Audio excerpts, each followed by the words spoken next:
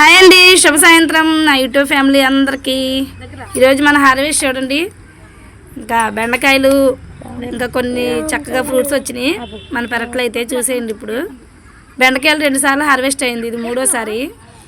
ఆ కలుపు అంతా బేకాలి, వర్షం పడుతున్నాక వర్షానికి టకటకా పెరుగుతుంది. కానీ దొండకాయలు కూడా ఫుల్గా వచ్చేసినాయి. వర్షాకాలం వచ్చేసింది ఫ్రెండ్స్.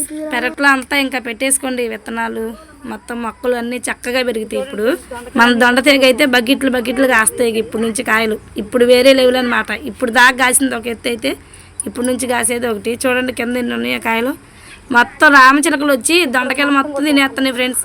పండుకాయ ఏంటి పచ్చికాయ ఏంటి 1/2 కేజీ కాయలు రాలినాయి. చుట్టుపక్కల మొత్తం తిరిగి వస్తాయి చెట్టు చుట్టూ.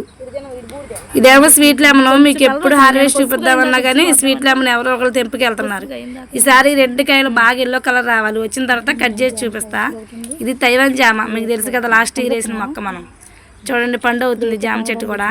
జామకాయలు కూడా, జామకాయను స్వీట్ లెమన్ పండిన తర్వాత మీకైతే హార్వెస్ట్ చేసి చూపిస్తాను. వీడియో నచ్చితే like and subscribe. By bye friends.